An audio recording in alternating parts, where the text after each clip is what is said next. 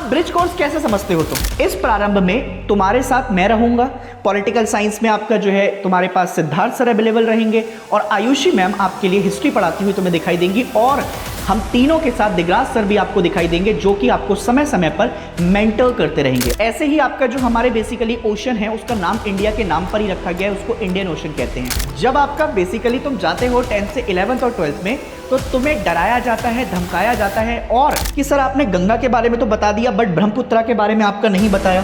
तो देखो ज्योग्राफी वाले आ गए हो, क्या हालचाल है सभी के। मैं अभिषेक पांडे स्वागत करता हूं आपका इस बहुत ही बेहतरीन सी वीडियो के अंदर जिसका नाम है ब्रिज कोर्स। अब ब्रिज कोर्स कैसे समझते हो तुम, मैं तुमको जरा थोड़ा सा समझाऊं। गौरव भाई तुम एक बात बताओ मुझे, जब तुम 10वीं से 11वीं में जाते थे तो क्या तुम्हें कभी किसी ने यह बताया कि तुम्हारे 10वीं के टॉपिक 11वीं और 12वीं के साथ भी जुड़े हुए होते हैं या अलग अलग ही पढ़ाते थे? सर स्ट्रीम अलग हो जाती है तो फिर बता, हाँ टॉपिक जो रहता है कुछ सिमिलर ही रहते हैं। बहुत बढ़िया। तो अब देखो गौरव भाई को भी आपका ये बात पता है कि जब आपका बेसिकली तुम जाते हो 10th से 11th और 12th में तो तुम्हें डराया जाता है, धमकाया जाता है और खासकर ज्योग्राफी जैसे सब्जेक्ट जहां पर तुम्हें यह बताया जाता है कि 11th is very tough. I do agree कि जब तुम 10th से आपका 11th की ज्योग्राफी पढ़ते हो तो तुम्हें शायद थोड़ी देर सांस लेने में भी आपका दिक्कत आती हो। बट होता क्या है कि जब तुम टॉपिक्स की इंटरकनेक्टिविटी देखते हो, एक टॉपिक दूसरे से किस तरीके से जुड़ा हुआ है, तो शायद तुम्हारे लिए वो चीजें आसान हो जाती हैं और उसी को आज तुम्हें दिखाने के लिए मैं लेकर आया हूं तुम्हारे सामने। क्या मैं तुम्हारे सामने आज लेकर आया हूं पूरा आपका एक चैप्टर। अब देखो इसको कैसे कनेक्ट कर पा रहे हो, मैं जैसे अगर तुम्हें बताऊं तो जो तुम्हारे 10th और 11th क्लास के आपका टॉपिक है ये किस तरीके से आपके तुम्हारे 12th में भी काम देंगे और अगर तुमने अपनी 10th क्लास अच्छे से पढ़ ली है, 11th क्लास अच्छे से पढ़ ली है तो 12th तुम्हारा किस तरीके से बहुत ही बेहतरीन हो सकता है वो आज मैं तुम्हें इस क्लास के अंदर आपका दिखाने वाला हूं। देखो दोस्त बहुत ही आसानी से आपका पढ़ते हुए चलेंगे और मैं तुम्हें चीजें आपका समझाते हुए चलूंगा। देखो जैसे तुम जब 10th क्लास में आपका पढ़ते हो तो 10th क्लास में तुम्हारे पास सबसे इंपॉर्टेंट चीज आपका क्या होती है, जैसे जब 10th क्लास में तुम आते हो ना दोस्त तो 10th क्लास में तुम्हारे पास आपका जो है इंडिया की फिजियोग्राफी के आपका बारे में बातचीत हो रखी होती है। किसके बारे में बात हो रखी होती है? इंडिया की फिजियोग्राफी के बारे में आपका बातचीत होती है। अब इंडिया की फिजियोग्राफी को अगर तुम आपका 10th क्लास से पढ़कर आए हो तो 12th में और 11th में जब तुम आते हो ना, बेसिकली देखो अब 11th में जब तुम आए तो 11th में तुम्हारे लिए सबसे पहले आपका क्या करके रखा होता है, तुम्हें बिल्कुल एकदम आपका बेसिकली पूरा एनालाइजेशन दिया रखा होता है। कैसे? जैसे अगर ये आपका क्या है, ये प्यारा भारत है, ठीक है। अब ये जो प्यारा भारत है इसमें एक एक पार्ट कर कर आपका तुम्हें बताया हुआ है। जैसे एग्जांपल के तौर पर ये वाला जो इलाका है तुम्हारे पास, इस इलाके को क्या कहा जाता है? इस इलाके को हम कहते हैं वेस्टर्न घाट के नाम से, ठीक है। इसके अलावा ये वाला जो हिस्सा है इस पार्ट को क्या कहा जाता है? इस पार्ट को आपका कहा जाता है ईस्टर्न घाट। और ये जो पूरा इलाका है, ये वाला जो पूरा इलाका है इसको हम क्या कहते हैं? इसको हम कहते हैं कोस्टल बाउंड्री। अब ये जो कोस्टल बाउंड्री है, ये कोस्टल बाउंड्री तुम्हारी लगभग 7516.6 किलोमीटर के अराउंड आपका दिखाई देती है। ऐसे ही अगर तुम आपका देखोगे तो जब हम आपका सेलिंग करते हैं किसी भी चीज की तो वो सेलिंग हमेशा आपका किस में की जाती है? तो वो सेलिंग हमेशा आपका नॉटिकल माइल्स में की जाती है। अब जैसे एग्जांपल के तौर पर अगर तुमसे पूछे कि नॉटिकल माइल्स आपका कैसे डिफाइन होता है तो एक nautical mile is equal to 1.8 kilometre में आपका डिस्टिंग्विश किया जाता है। अब देखो तुम्हें ये सारी बातें आपका कैसे पता है? तुम्हें सारी बातें आपका इसलिए पता होंगी क्योंकि ये जो आपका साइड है तुम्हें सर ने आपका पढ़ाया भी होगा 10th क्लास के अंदर कि इधर अरेबियन सी दिखाई देता है और इधर आपका जो है क्या दिखाई देता है? बे ऑफ बंगाल आपको दिखाई दे जाता है। ऐसे ही आपका जो हमारे बेसिकली ओशन है उसका नाम इंडिया के नाम पर ही रखा गया है, उसको इंडियन ओशन कहते हैं। अगर तुम और आगे जाओगे तो जैसे तुम आपका प्यारा भारत देखते हो, ठीक है। अब तुम अगर प्यारा भारत आपका जो है तुम्हें दिखाई देता है तो ये वाला जो इलाका है इसको पूरे को हम क्या कहते हैं? इसको हम हिमालयास के नाम से जानते हैं। अब तुम सोचो कि अगर जो कनेक्टिविटी तुम्हारी 10th क्लास में आपका तुमने पढ़ी थी वही मैं 11th के आपका चैप्टर में यूज कर रहा हूं। इंडिया वाली बुक जो है तुम्हारी 11th क्लास में दो किताबें हैं, एक है फंडामेंटल ऑफ फिजिकल ज्योग्राफी और एक है इंडिया वाली बुक जिसमें इंडिया के बारे में आपका बता रखा है। तो क्या तुम्हें अब ये दिखाई दे रहा है कि तुम्हारा जो 10th क्लास का टॉपिक है वो 11th में भी आपका तुम्हारा साथ दे रहा है? तो इसलिए बेटा अगर तुम आपका बेसिकली इसको कनेक्ट कर कर पढ़ रहे हो तो मैं तुम्हें बता रहा हूं कि ये चीजें तुम्हारी आपका क्या होने वाली है? आसान होने वाली है। और इसमें तुम्हारा साथ देने के लिए एक चीज भी नेक्स्ट टॉपर ने लॉन्च भी की है, जिसका नाम है प्रारंभ। इस प्रारंभ में तुम्हारे साथ मैं रहूंगा। पॉलिटिकल साइंस में आपका जो है तुम्हारे पास सिद्धार्थ सर अवेलेबल रहेंगे और आयुषी मैम आपके लिए हिस्ट्री पढ़ाती हुई तुम्हें दिखाई देंगी, और हम तीनों के साथ दिगराज सर भी आपको दिखाई देंगे, जो कि आपको समय समय पर मेंटर करते रहेंगे, आपको बताते रहेंगे कि आपको किन चीजों में आपका समस्या है, क्या चीजें हैं। तो ये पढ़ाई जो मैं अभी तुम्हें करवा रहा हूं, ये ऐसे अच्छे से पढ़ाई तुम्हारी 10th क्लास को लिंक करवाकर 11th में भी तुम्हें दिखाई देने वाली है। अब जैसे क्लास 11th की आपका तुम बात करो, तो ये जो क्लासिफिकेशन है, ये क्लासिफिकेशन तुम क्लास 10th में भी पढ़कर आए होगे। अब क्लास 10th में कैसे आपका तुमने पढ़ाई की होगी, जैसे दोस्त अगर मैं आपका तुमसे बात करूं, तो सबसे पहले आपका हमारे पास क्या है, हमारे पास एक ये वाला जो रीजन है, इसको हम कहते हैं पेनिसुलर ब्लॉक। ये तुम्हें आपका बताया भी होगा सर ने कि अगर पेनिसुलर ब्लॉक आपका क्या होता है, ऐसी साइड जो कि ऐसा कोई आपका बेसिकली इलाका जो कि 3 साइड से पानी से आपका कनेक्टेड होता है, तो उसको हम क्या कहते हैं, उसको पेनिसुलर ब्लॉक के नाम से जानते हैं। हिमालयन पेनिसुला मैंने तो हिमालयन वाला जो रीजन है वो मैंने तुम्हें दिखा दिया, और पेनिसुलर माउंटेन आपका बेसिकली तुम्हें इस जगह दिखाई देते हैं। अब तुम मुझसे पूछोगे कि सर इंडो गंगेटिक या इंडो गंगा ब्रह्मपुत्रा प्लेन्स कहां पर दिखाई देता है। तो जैसे ही तुम आपका बेसिकली पहाड़ों से उतरकर नीचे की तरफ आते हो, और ये जो आपका इलाका है जो कि किस में दिखाई देता है तुम्हें, जो कि गंगा के पार्ट्स में आपका दिखाई देता है, ये गंगा का रीजन है, ये गंगा वाला रीजन है जहां पर पूरी गंगा की आपका प्लेन्स जाती हुई दिखाई देती है। और जब ये गंगा के साथ साथ आपका बहती हुई दिखाई दे रही है, तो तुम्हें सर ने आपका ये भी बताया होगा कि ये बहुत ही फर्टाइल इलाका होता है। उसका रीजन क्या होता है, उसका रीजन ये होता है कि यहां पर पानी की अवेलेबिलिटी बहुत अच्छी होती है, और अगर यहां पर तुम सॉइल देखोगे तो तुम्हें ज्यादातर यहां पर एलुवियल सॉइल दिखाई देगी। और बच्चा जानता है कि एलुवियल सॉइल जो आपकी देखने को मिलती है, उसे 2 पार्ट में भी आपका तोड़ा जा सकता है। एक पार्ट होता है आपके पास खादर, और दूसरा पार्ट होता है आपके पास भांगर।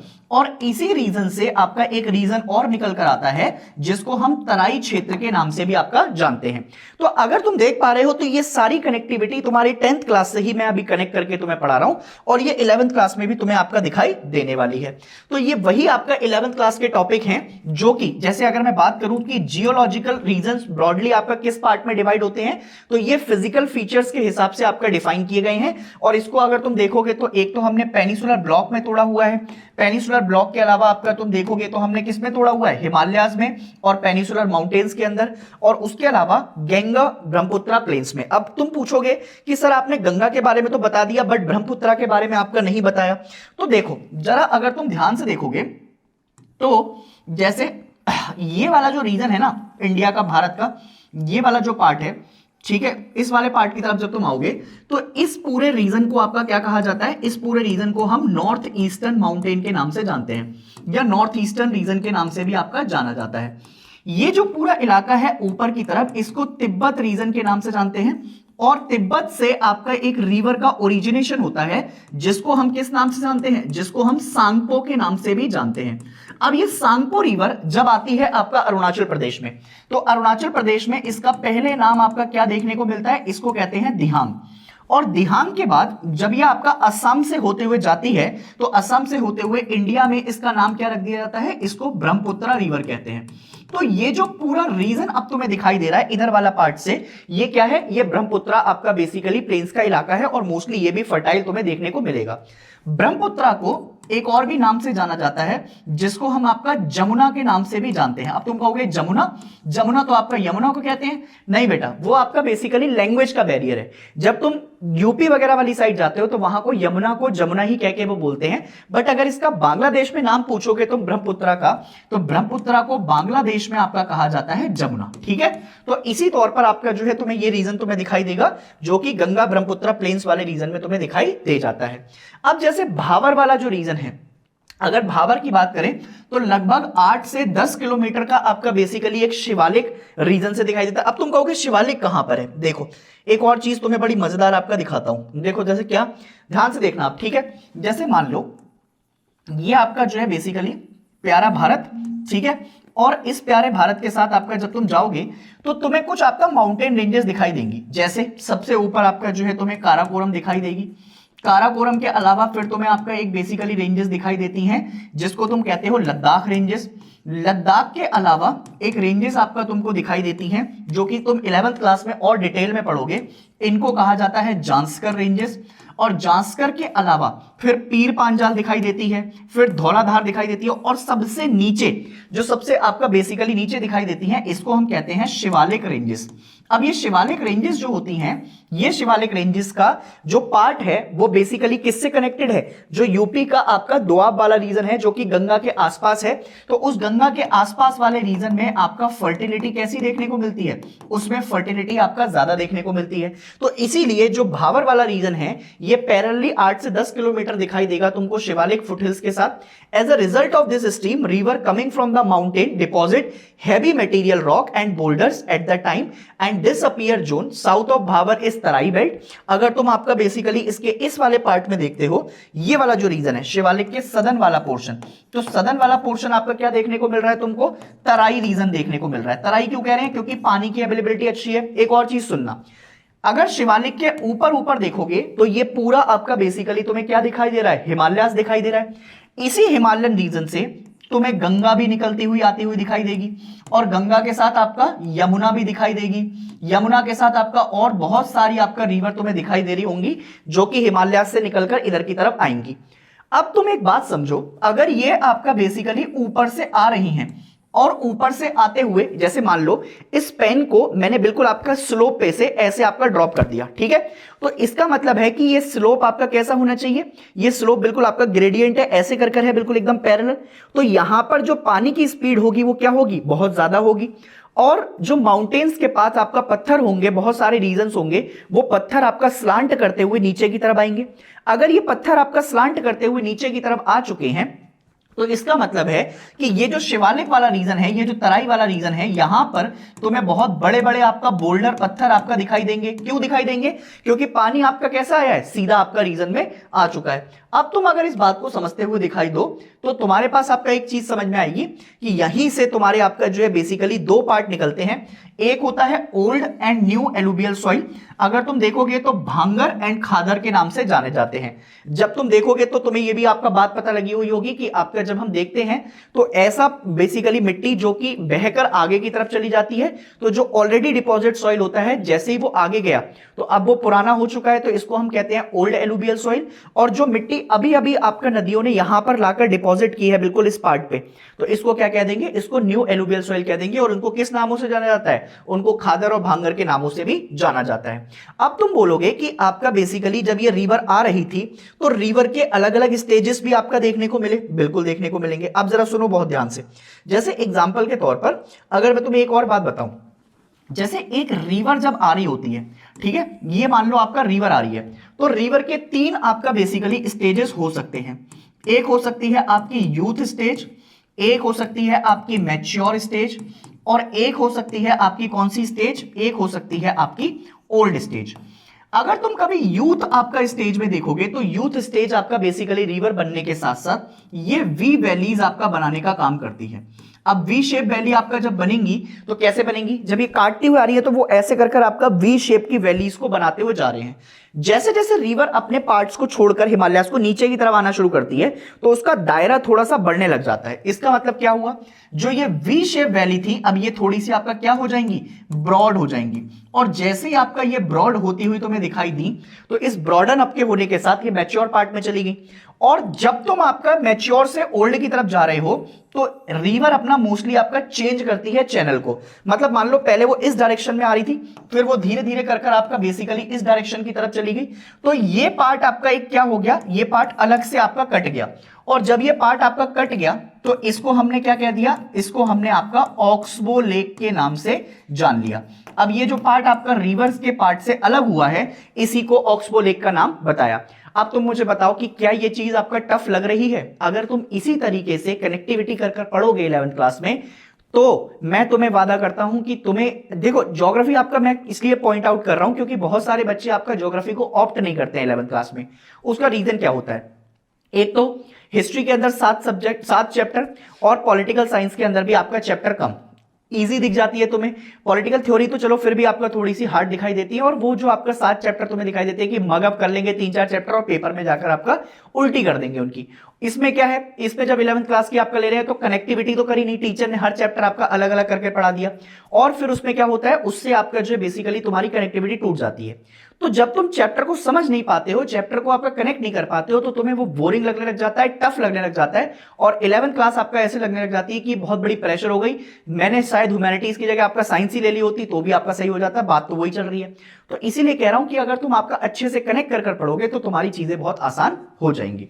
क्लियर है इतनी बात? अब जैसे आपका तुम्हें इतनी बात समझ में आ गई है, तो ये बेसिकली तुम्हारे पास आपका क्या हो गया, इनसे लैंड फॉर्म भी आपका बनते हुए दिखाई दे रहे हैं, और लैंड फॉर्म आपका चैप्टर है पूरा हमारे पास जिसमें सैंड बार मिलते हैं तुम्हें, उसके अलावा आपका मिएंडर्स, ऑक्सबोले की ये सारी चीजें आपका दिखाई दे जाएंगी। क्लियर दोस्त? अब जैसे क्लास 10th में तुमने आपका ये देखो, तुम्हारे पास इसीलिए लेकर आया हूं मैं टॉपिक कि क्लास 10th में तुम्हारे पास कुछ ऐसे एनसीईआरटी आपका लिखी हुई है, और उसी एनसीईआरटी में देखो ओल्ड एलुवियल सॉइल जिसको बांगर कहा गया है, न्यू एलुवियल सॉइल जिसको आपका खादर के नाम से जाना गया है, ये प्रॉपर आपका तुम्हारी एनसीईआरटी के पार्ट में ही तुम पढ़ने वाले हो। अब जैसे रिवर्स की बात करते हैं, अलग अलग रिवर्स आती हैं। तुमने आपका 10th क्लास में नदियां पढ़ी हैं, अगर तुम देखोगे तो हमारे पास आपका बेसिकली नदियों को 2 पार्ट में तोड़ दिया गया है। एक नदी आपका जो है तोड़ दी गई है हिमालयन रिवर सिस्टम के नाम से, और दूसरी नदी जो आपका तोड़ी गई है उसको कहते हैं पेनिसुलर रिवर सिस्टम के नाम से। ठीक है दोस्त? अगर पेनिसुलर रिवर सिस्टम में देखोगे तो यहां पर आपका कई अलग अलग नदियां दिखाई देती हैं, जैसे एग्जांपल के तौर पर गोदावरी रिवर आपका तुमको दिखाई देगी। गोदावरी के अलावा आपका 2 बढ़िया नदियां और दिखाई देती हैं, एक का नाम होता है तुम्हारे पास कृष्णा और एक का नाम होता है तुम्हारे पास आपका कावेरी। ठीक है? अगर हिमालयन रिवर सिस्टम को आपका ब्रेक डाउन करने की कोशिश करेंगे तो इससे तुम्हारे पास आपका टोटल 3 नदियां मिलेंगी। एक कौन सी मिलेगी? एक का नाम आता है आपका इंडस, एक तुम्हारे पास आती है आपका गंगा, और एक आती है तुम्हारे पास आपका ब्रह्मपुत्र। तो ये टोटल आपका कितनी नदियां हैं? ये टोटल 3 नदियां हैं जो कि हिमालयन रिवर सिस्टम से आपका कनेक्ट कर मिलती हैं, और फिर इन्हीं की बहुत सारी आपका ट्रिब्यूटरीज तुम पढ़ते हुए जाओगे। यही तुमने 10th क्लास में पढ़ा है। अब तुमने अभी तक 10th क्लास में सिर्फ इन्हीं नदियों के बारे में पढ़ा था, अब मैं इसको और इलोंगेट करता हूं। कैसे? मान लो गंगा है तो गंगा की बहुत सारी ट्रिब्यूटरीज हैं। अब ट्रिब्यूटरीज क्या होती हैं? ऐसी नदियां जो कि छोटी छोटी नदियां होती हैं और वो गंगा में आकर जुड़ती हुई जाती हैं, एक पॉइंट से दूसरे पॉइंट पर, दूसरे पॉइंट से आपका तीसरे पॉइंट पर। तो ये छोटी छोटी नदियां मेन रिवर को जब ज्वाइन करती हैं तो इसी को ट्रिब्यूटरीज कहा जाता है। और जब कोई रिवर में से कोई छोटी रिवर आपका अलग हो जाए तो उसको डिस्ट्रीब्यूटरी के नाम से जाना जाता है। और यही सारी चीजें आपका जो है बेसिकली तुम्हारे 11th क्लास में इलोंगेटेड वर्जन में मिलेंगी। अब जो तुम आपका अलग अलग नदियां पढ़ रहे हो, जैसे बेतवा हो गया, सोन हो गया, चंबल हो गया, तो अब तुम्हें आपका ये दिखाई दे रहा होगा कि यार ये तो बहुत सारी हो गई, याद करवाने की जिम्मेदारी मेरे ऊपर रहती है। जैसे एग्जांपल के तौर पर मैं आपका तुम्हें बताऊं कि जैसे ये हमारी आपका गंगा रिवर है, ठीक है? गंगा की सबसे लार्जेस्ट जो आपका ट्रिब्यूटरी है उसका नाम है आपका यमुना। यमुना कैसी ट्रिब्यूटरी है? सबसे लार्जेस्ट ट्रिब्यूटरी आपका गंगा ही यमुना ही देखने को मिलेगी, गंगा की। और इस यमुना की बहुत सारी आपका ट्रिब्यूटरीज हैं, जैसे एग्जांपल के तौर पर सीएसके तुम याद रख सकते हो। सीएसके में आपका क्या रहेगा? हमारे धोनी भाई।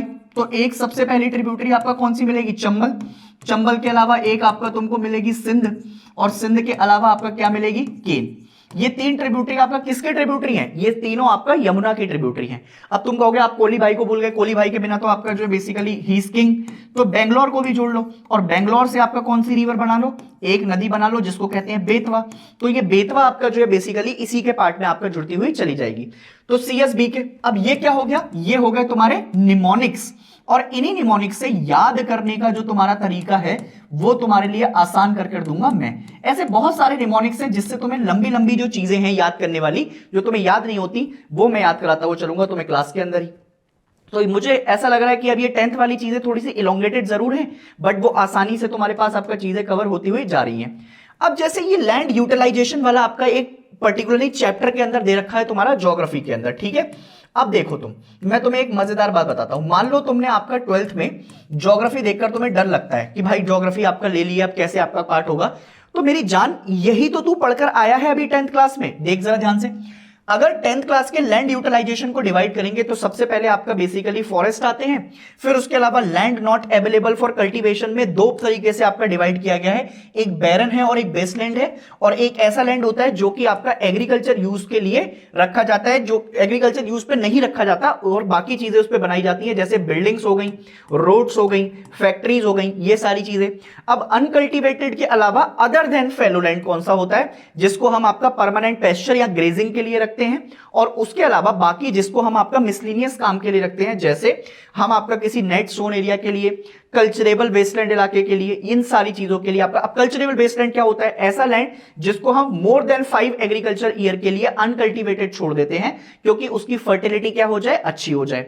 फिर फैलो लैंड पर आते हैं। फैलो लैंड में दो तरीके से, करंट फैलो विदाउट कल्टीवेशन और other than current fallow left uncultivated for past 1 to 5 year, 1 से 5 साल के लिए उसको क्या छोड़ दिया है, बिल्कुल छोड़ दिया है कि अब इसमें खेती आपका बाद में करेंगे। और फिर आता है नेट सोन एरिया।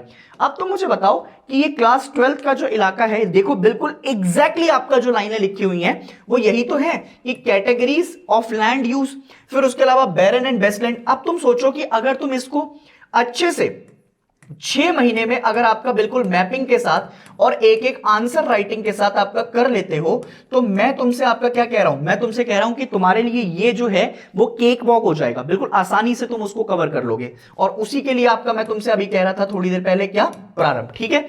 अब area under permanent pasture and grazing land, area under miscellaneous crops और फिर कल्चरेबल बेसलैंड वाले इलाके आपका तुम्हें देखने को मिले हैं।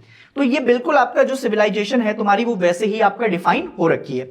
अब तुम मुझे एक बात बताओ, तुम जब 10th क्लास में आए थे तो तुमने थोड़ा सा आपका जो है बेसिकली किन किन चीजों के बारे में पढ़ा था। एक तो तुम आपका बेसिकली एक्सटिंक्ट स्पीशीज के बारे में पढ़कर आए थे। एक्सटिंक्ट स्पीशीज कौन सी होती हैं, जो कि अब खत्म हो चुकी हैं, जैसे डायनासोर हो गए या फिर और भी कोई आपका स्पीशीज जो कि खत्म होती हो जा रही हैं। फिर एक होती है इंडेंजर्ड स्पीशीज, जैसे तुमने आपका चीता वगैरह के बारे में आपका पढ़ा होगा कि भैया ये धीरे धीरे कर जैसे अब भारत के अंदर क्या हो गई थी, पहले खत्म ही हो गई थी, अब इनको रिहैबिटेट किया गया है, दोबारा से लेकर आया गया है। तो उसी में तुमने आपका एक मिशन वगैरह पढ़ा होगा, ब्रूटलैंड कमीशन रिपोर्ट, ये इसका रिपोर्ट था, आर्क कॉमन फ्यूचर। अब ये जो तुम पढ़ोगे ये 11th क्लास में तुम पढ़ोगे, बट तुमने ये चीज जरूर पढ़ रखी होगी 1972, ये कहां काम आएगी तुम्हारे, जैसे अगर तुम देखते हो तो वाइल्ड लाइफ कंजर्वेशन एक्ट, ठीक है, वाइल्ड लाइफ प्रोटेक्शन एक्ट के नाम से भी आपका जाना गया है, इसको तुम देखते हो तो ये वाइल्ड लाइफ प्रोटेक्शन एक्ट जो है तुम्हारा ये 1972 में आया था। और 1972 में ये किस लिए आया था, national park, wild life sanctuary, इन सब चीजों को आपका बचाने के लिए बातचीत की गई थी। और उसके अलावा जब गवर्नमेंट ने आपका क्या किया था, गवर्नमेंट ने रियो डी जेनेरियो, ये ब्राजील में आपका देखने को मिलता है, तो ये ब्राजील के अंदर आपका कन्वेंशन ऑफ बायोडाइवर्सिटी के ऊपर जो बात हुई थी, जो कि अर्थ समिट हुई थी 1992 में, उसके अंदर बहुत सारे आपका एफर्ट्स लगाए गए थे, जिसपे क्या किया गया कि हमें स्पीशीज को आपका प्रोटेक्ट करना है। कैसी स्पीशीज को, इंडेंजर्ड स्पीशीज को। उसी का जो तुम पढ़कर आए थे 10th क्लास में, उसी का एक्सटेंडेड वर्जन है। देखो तुम्हें आपका इसके एफर्ट्स नहीं बताए थे, बस तुम्हें ये बताया था कि ऐसी ऐसी स्पीशीज हुई थी कि 1992 में अर्थ समिट हो गई, वाइल्ड लाइफ प्रोटेक्शन एक्ट आपका 1972 में आया। तो इसका जो एक्सटेंडेड वर्जन है वो तुम अब 11th क्लास में आपका पढ़ने वाले हो, और 11th से 12th में जाओगे तब भी तुम्हें आपका यही पार्ट देखने को मिलेंगे। अब जैसे फिशरीज कंजर्वेशन है, देखो बिल्कुल मैं इसीलिए आपका लिखकर लेकर आया हूं ताकि तुम्हें ये दिखाई दे कि ये तुम्हारे आपका 11th और 12th के पार्ट में दे रखा है, ठीक है। अब जैसे स्टॉक रिजर्व की बात हुई है, तो स्टॉक रिजर्व वगैरह की आपका बातचीत जो हो रखी है यहां पर, डेवलपमेंट ऑफ रिसोर्सेज। अब देखो रिसोर्सेज का एक पूरा चैप्टर आपका तुम्हारे पास, sustainable development, Rio de Janeiro summit क्या होती है, यही तो तुम आपका 12th क्लास में पढ़ने वाले हो। और अगर तुम्हें इसी के साथ आपका कनेक्टिविटी कोई करा दे तो कितना मजे से आसानी से तुम आपका कर जाओगे। ये रियो डी जेनेरियो समिट आपका कन्वेंशन जो हुआ था, इसमें हमने आपका ग्लोबल क्लाइमेट को बचाने के लिए, बायोलॉजिकल डाइवर्सिटी को आपका इंप्रूव करने के लिए बातें की थी। और सस्टेनेबल डेवलपमेंट एजेंडा 21, ये भी तुम्हारे 10th क्लास के अंदर आपका दे रखा है। और 10th क्लास में आपका जो बेसिकली बात हुई थी, United nation conference on environmental and development, unsaid, ठीक है, उसको यूएनसीईडी के नाम से भी जानते हैं, और जिसको आपका बेसिकली कहां पर देखा गया था, ब्राजील के अंदर। इसका एजेंडा था कि हमें जो एनवायरमेंटल चेंजेस हो रहे हैं और जो बाकी सारी डिसीजेस वगैरह फैल रही हैं, उनको किस तरीके से आपका प्रिवेंट करना है। और one major objective of agenda 21 is that every local government should draw its local agenda 21। हर जो आपका बेसिकली स्टेट के अंदर या कंट्री के अंदर जो छोटी छोटी आपका गवर्नमेंट है, लोकल गवर्नमेंट है, उनके खुद के 21 एजेंडाज होने चाहिए और उसका नाम ही होना चाहिए एजेंडा 21।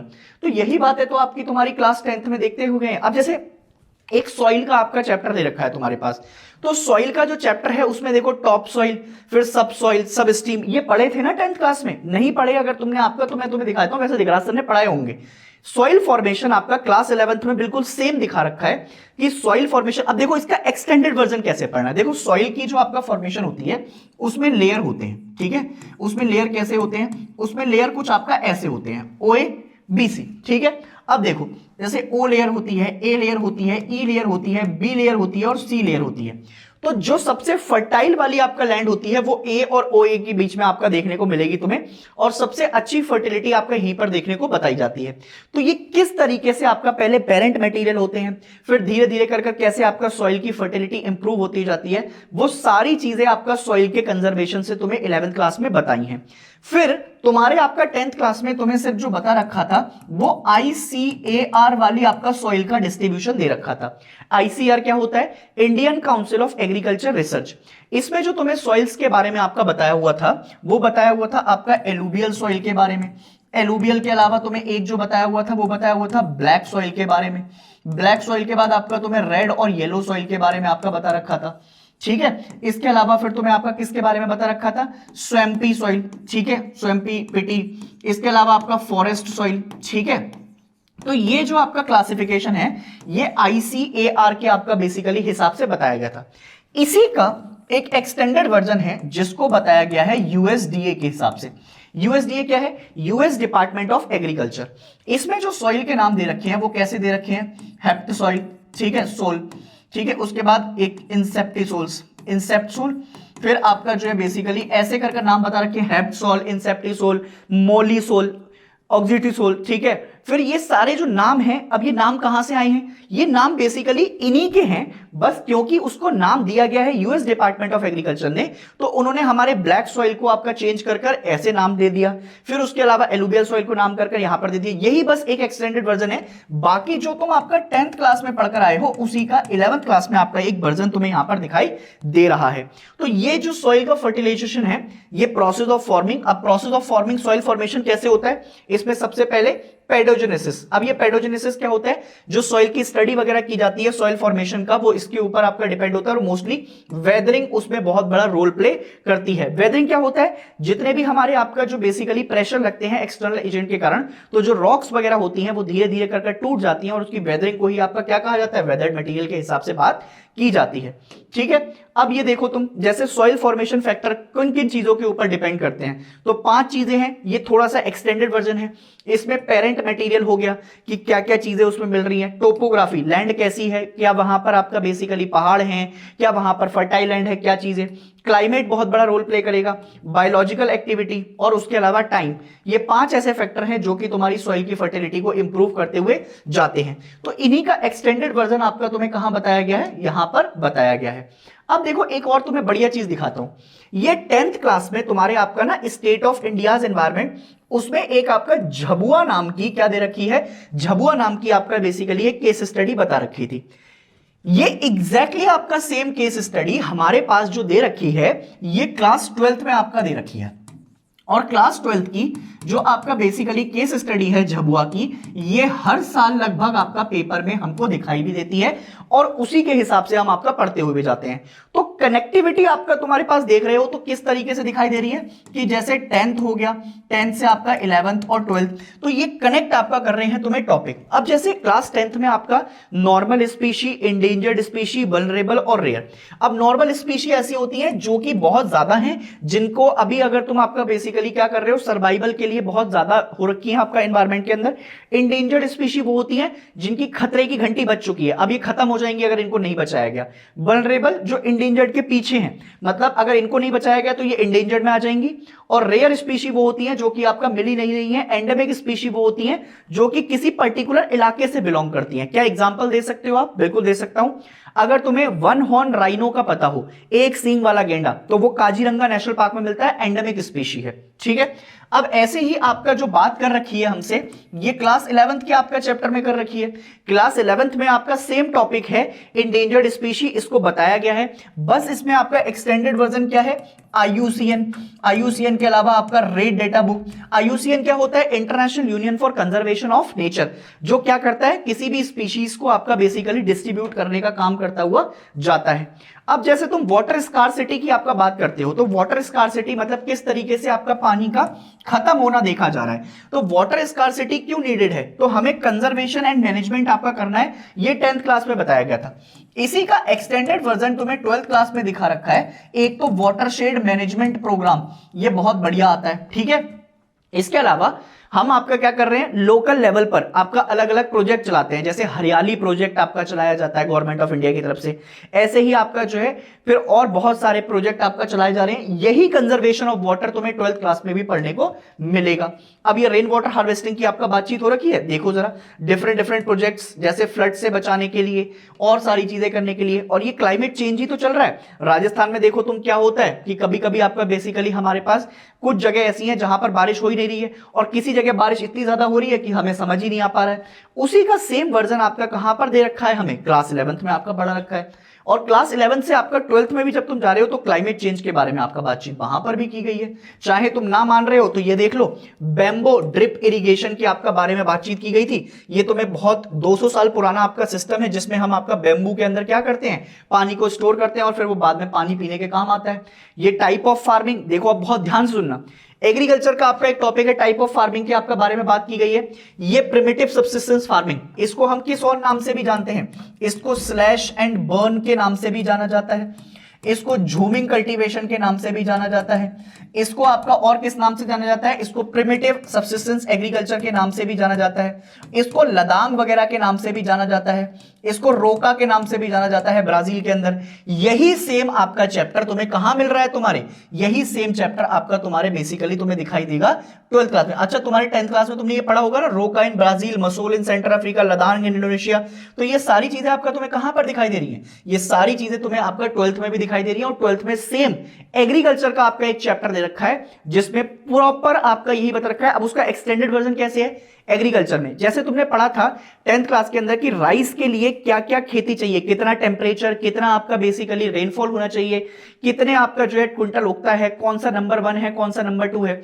अब जैसे मैं तुम्हें 12th क्लास का बताता हूं, 12th क्लास में जैसे शुगर केन की बात कर रखी है, तो शुगर केन को कैसे डिस्ट्रीब्यूट किया हुआ है। शुगर केन में अगर टॉप 2 कंट्रीज को देखेंगे वर्ल्ड के हिसाब से, तो एक तो आती है हमारे पास आपका ब्राजील और दूसरे नंबर पर आता है आपके पास भारत, ठीक है। अब अगर इसको अपन देखेंगे और फर्दर डिस्ट्रीब्यूट करेंगे, तो इसमें स्टेट वाइज बात करें तो सबसे ज्यादा जो प्रोडक्शन होता है वो कौन करता है, उत्तर प्रदेश। इसीलिए इसको बाउल ऑफ शुगर केन के नाम से भी जाना जाता है। तो ये आपका कहां से कनेक्ट हुआ, ये तुम्हारे आपका बेसिकली 10th क्लास से कनेक्ट हो रहा है, और ये तुम्हें कहां पर मिल रहा है, ये 12th क्लास में भी आपका तुमको दिखाई दे रहा है। तो इसका मतलब अगर जो बच्चा 11 से अभी 12th में गया है, उसके लिए कैसे आपका ये स्टडी अच्छी हो सकती है, जैसे मैं अभी तुम्हें कनेक्ट कर पढ़ा रहा हूं, ऐसे ही आपका तुम्हें अगर कनेक्ट कर कोई बैच में या कहीं पर आपका पढ़ाए, तो फिर उससे क्या होगा, और अच्छी इंप्रूवमेंट हो सकती है। और नंबर जो अभी 11th क्लास में बहुत पीछे रह गए, जो थोड़ा सा पिछड़ गए, जिनको ये लगा कि मेरे 55% ही आ पाए, मेरे 60% ही आ पाए, तुम्हारे पास बहुत सुनहरा मौका है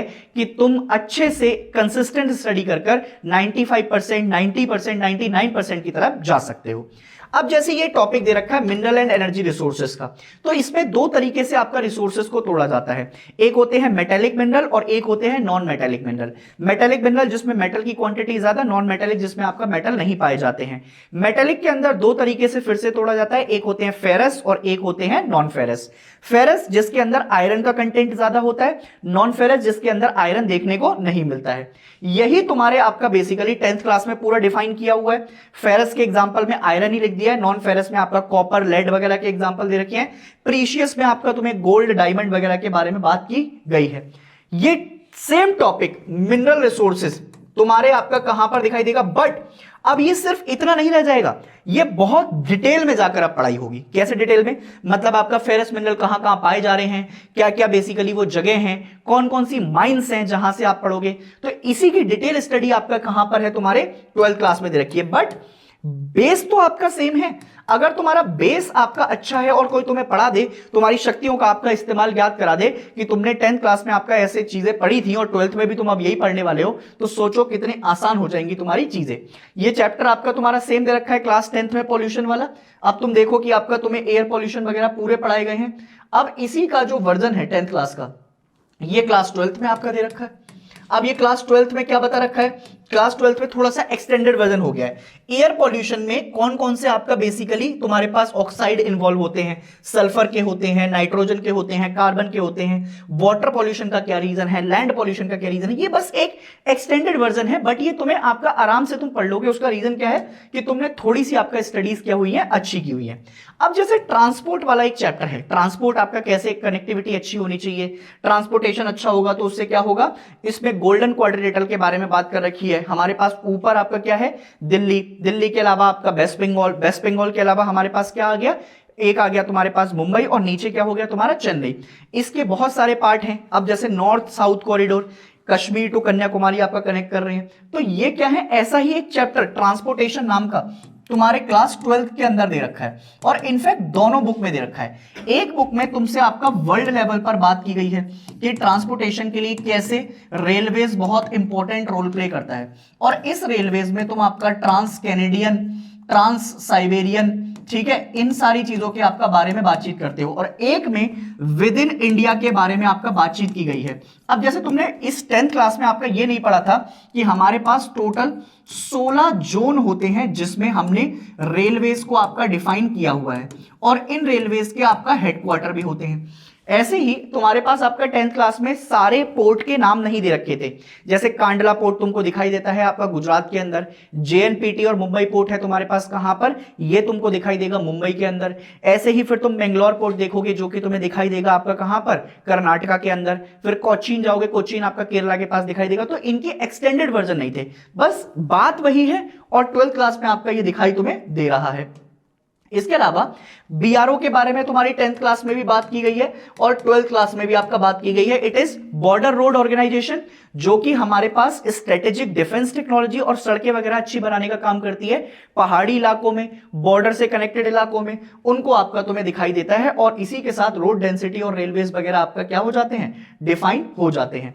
अब जैसे एक प्रोजेक्ट आपका दे रखा है तुम्हारे पास, नमामि गंगे प्रोजेक्ट, ये तुम्हारे पास आपका क्लास 10th में तुम्हें दिखा रखा है। और नमामि गंगे प्रोजेक्ट के आपका जो बेसिकली पॉइंटर्स थे क्या क्या थे, एक तो सीवेज ट्रीटमेंट हमें अच्छा करना है, रिवर फ्रंट जितने भी आपका नदी के किनारे हैं उनको डेवलपमेंट करनी है, उनकी साफ सफाई करनी है, क्लीनिंग करनी है, उसके आसपास बायोडाइवर्सिटी अच्छी करनी है, पेड़ पौधे लगाने हैं, एफोरेस्टेशन होना चाहिए, और पब्लिक अवेयरनेस आपका अच्छी होनी चाहिए। इसी का सेम वर्जन तुम्हारे आपका क्लास 12th के अंदर दिखा रखा है, नमामि गंगे के प्रोजेक्ट, और ये प्रोग्राम आपका बेसिकली कुछ ऑब्जेक्टिव को फॉलो करता है। अब यही तो सारी चीजें आपका तुम्हें पढ़नी थी। तो जो 10th क्लास थी, 10th क्लास से कैसे आपका तुम्हारे 11th क्लास के टॉपिक कनेक्टेड हैं, और 10th और 11th के दोनों के टॉपिक तुम्हें बोर्ड में किस तरीके से मदद करेंगे, वो मैंने तुम्हें एक आपका ओवरव्यू दिया। और मैंने बहुत सारे आपका टॉपिक ऐसे थे जो कि तुम्हारे कनेक्ट कर रहे थे, उन सबको आपका एक जगह समराइज कर दिया। उम्मीद करता हूं कि अगर तुम्हें आपका ये क्लास अच्छी लगी होगी तो तुम जाकर आपका बेसिकली हमारे साथ और भी अच्छी आपका पढ़ाई करना चाहोगे। एक एक चैप्टर को और डिटेल में हम पढ़ेंगे। तुम चाहो तो आपका बेसिकली अभी प्रारंभ बैच को आपका एनरोल कर लो, जहां पर हम बिल्कुल आपका स्टार्टिंग से छोटे छोटे आपका पार्ट से पढ़ाई करते हो जाएंगे, मजे करेंगे, फन और आपका क्रिएटिव लर्निंग होने वाली है क्लास के अंदर। तब तक के लिए मैं मिलूंगा तुम्हें नेक्स्ट वीडियो में। लेडीज एंड जेंटलमैन, अपना ख्याल रखें, खुश रहें, मुस्कुराते रहें, अपने माँ बाप का नाम रोशन करते रहें, अपने आप को आपका प्राउड महसूस कराते रहें। टेक केयर, जय हिंद।